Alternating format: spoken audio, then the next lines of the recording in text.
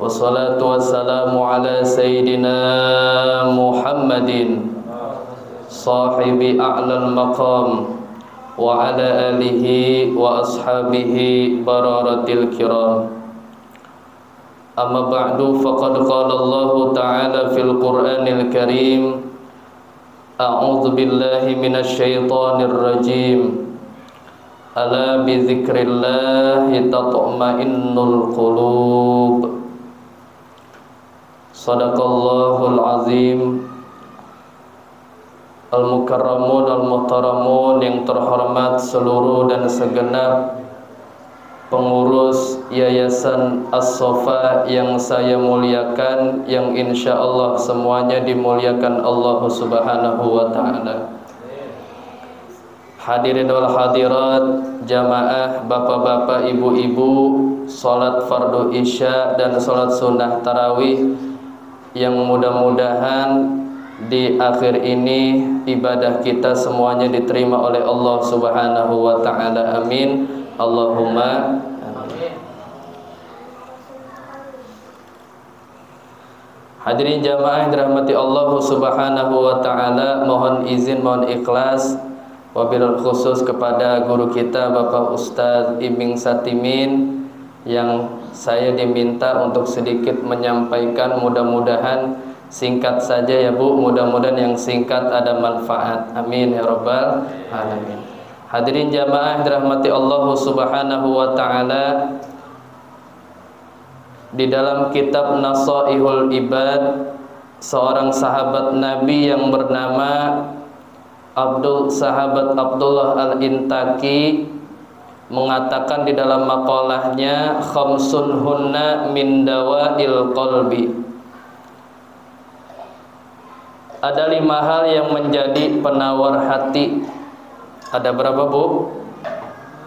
Ada 5 yang menjadi penawar hati. Perlu diketahui Bu, hati itu adalah panglima tubuh.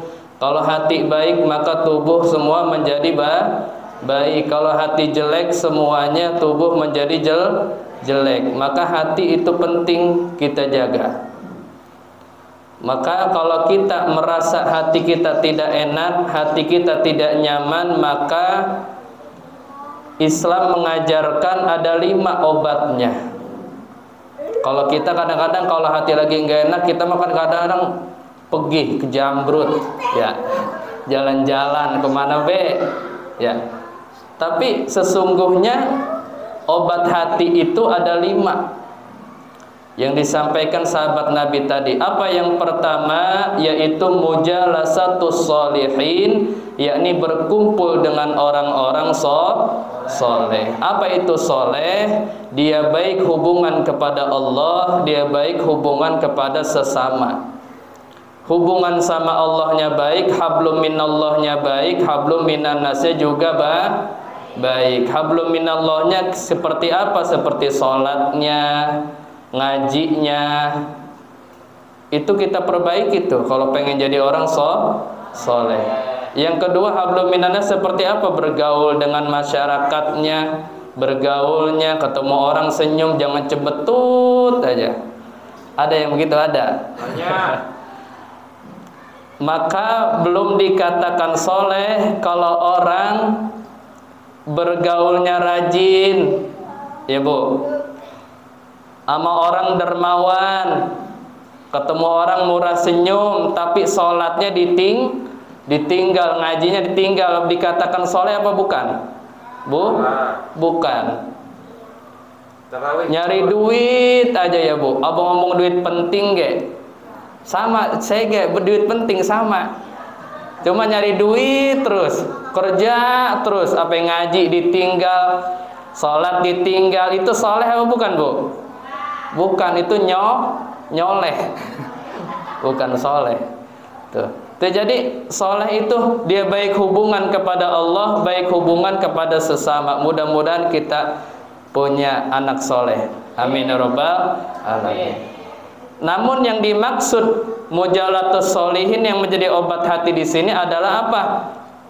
Mendengarkan pengajian, mendengarkan fatwa nasihat para alimil itu menjadi obat hati. Tuh, makanya kita niatin keluar Ramadan, pengajian udah dibuka, kita duduk kumpul di majelis ilmu. Kita dengerin fatwa nasihat ulama kita. Alaikum bimujalasatil ulama wastima'il kalamil hukama. Duduk kumpul bersama alimil ulama, dengar fatwa nasihat ulama, insyaallah berkah. Ya Bu. Ya Bu. Jadi dengar nasihat ulama, orang butuh nasihat hidup, ya Bu. Biar enggak gelap mata, biar enggak budek kuping. Tuh, yaitu kumpul bersama ulama ngaji, ya Bu. Ini kadang-kadang musolah depan mata bukannya ngaji, ya Bu. Musolah depan matanya pisan, malah dia pegih mantok bukannya ngaji. Ada yang begitu, ada. Tuh. Iya. Nauzubillah min zalik. Tuh, makanya kita kumpul bersama alimil ulama, dengar fatwa nasihat ulama, itu menjadi obat hati kita. Yang kedua yang menjadi obat hati apa Bu Pak? Yaitu wa qiraatul Quran, yakni membaca Al-Quran. Al-Quran dibaca dapat pahala, didengar dapat pahala, dilihat dapat pahala. Dalam hadis baginda Rasul, Iqra'ul Quran fa innahu ya'ti yaumal qiyamati syafi'an li ashabi. Bacalah Al-Quran, karena Al-Quran akan menjadi syafaat buat si pembacanya ketika nanti di yaumil qiyamah. Alhamdulillah. Makanya kita pada baca Al-Quran. Anak-anak kita yang belum bisa baca Al-Quran, kita titipin ke guru ngaji biar bisa baca Al-Quran. Karena tahap membaca Al-Quran ada metode-metodenya Bu. Pertama kita kudu kenal huruf, kudu bisa ngejah, alif fathah, alif kasroh, alif domah, ya lemes banget romanya. Alif fathah, alif kasroh, alif domah, a, i, u, ba fathah, ba kasroh, ba domah, bu. Tuh. Habis itu kalau udah fasih ningkat ke lagu seni membaca Al-Quran, yaitu tilawatil Quran. Pakai lagu bacanya bisa. Bismillahirrahmanirrahim.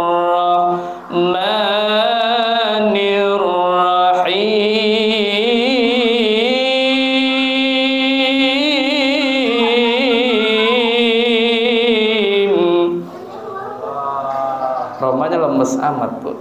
Bukan sama apa doang tadi.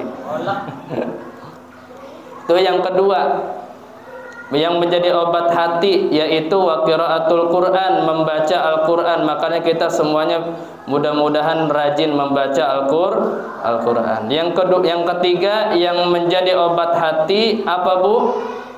Wa qiyamul lail, bangun malam, sholat tahajud. Ibu kalau bangun malam ngapain Bu? Kalau di luar Ramadan kencing doang, ya Pak.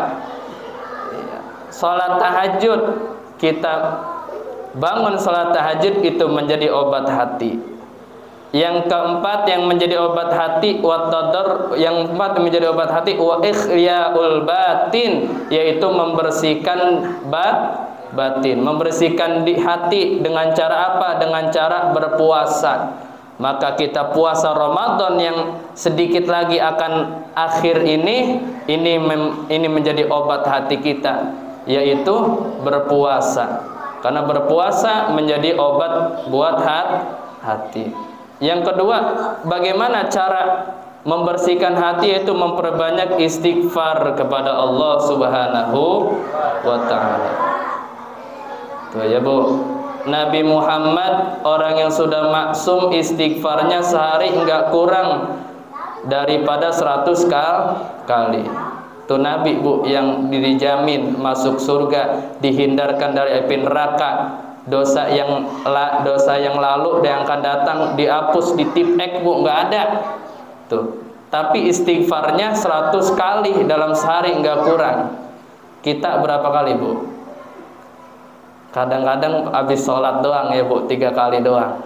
Tuh, makanya istighfar yang banyak untuk membersihkan hati kita. Alhamdulillah. Yang keempat, biar cepat, ini belum tarawih ya, Bu. Belum tarawih. Yang keempat yaitu wa tadarru 'indas shabah. Ya, Bu. Yaitu yang kelima ya, Bu, yang terakhir. Yang kelima adalah berdoa di waktu subuh. Karena keistimewaan di waktu subuh ya, Bu, kita sholat qobliyah subuh aja ganjarannya lebih baik daripada dunia dan isinya, apalagi sholat subuhnya. Tuh, makanya keluar Ramadan kita sholat subuh, jangan hanya sekedar bulan Ramadan kita sholat subuh, keluar Ramadan kita ramein sholat subuh berjamaah. Alhamdulillah. Hadirin jamaah dirahmati Allah, mudah-mudahan 5 obat hati ini manfaat buat saya khususnya dan umumnya buat hadirin jamaah sekalian. Mudah-mudahan kita semuanya dipertemukan kembali di dalam bulan suci Ramadan tahun depan. Amin ya rabbal. Ini ke saya yang selama imam di sini ada kali berapa kali? 8 kali ya, Pak. 8 kali. Mohon maaf apabila banyak kesalahan dalam baca Al-Qur'an yang saya imam. Ya, Bu, pasti ada salah-salahnya, Bu, ya. Ya, makanya saya minta maaf. Mudah-mudahan Lebaran Idul Fitri yang tinggal berapa hari lagi, Bu? 3 hari lagi ya. Iya. Udah pada punya baju baru bulan. Kita tingkatin ukhuwah Islamiyah kita bareng-bareng, kumpul sama keluarga bareng-bareng, betul? Kita sambut hari raya Idul Fitri, karena hari raya Idul Fitri itu hari kemenangan umat Islam, bukan hari kemenangan umat yang lain, bukan, Bu. Kalau hari kemenangan umat yang lain contohnya itu kayak tahun baru Masehi, tahu? Kadang-kadang kalau tahun baru Masehi orang-orang pada niup trompet ya, Bu. Ya, Pak. Dari yang muda enggak yang tua, trompet semua ditiupin. Bagaimana kalau seandainya se-Indonesia niup trompet? Kalau malaikat Israfil ilu-iluan niup trompet, modar kita. Ya, Bu. Iya. Terus kita sambut hari raya Idul Fitri. Saya kemarin udah sampein bulan Rajab yaitu litafiril badan, bulan yang mensucikan badan. Bulan Sya'ban litafiril qalbi, bulan yang mensucikan hati. Bulan Ramadan litafiril ruh, bulan yang mensucikan ruh kita. Keluar Ramadan kayauma waladathu ummuhu, mudah kita menjadi manusia yang suci, bersih lahir dan batin, seperti bayi yang baru dilahirkan tanpa dosa dan salah. Amin ya rabbal. Karena tanpa dosa jadinya berkah. Bayi kalau baru keluar punya dosa enggak, Bu? Punya dosa nggak, Bu? Bayi baru keluar punya dosa nggak?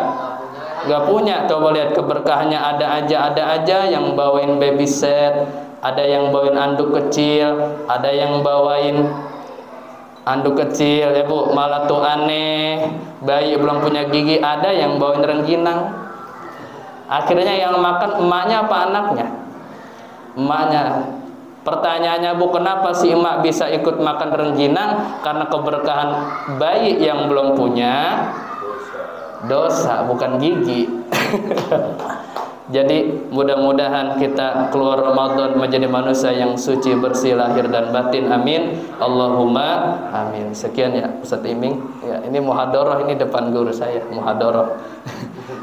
Dah, billahi taufik wal hidayah. Wassalamualaikum warahmatullahi wabarakatuh.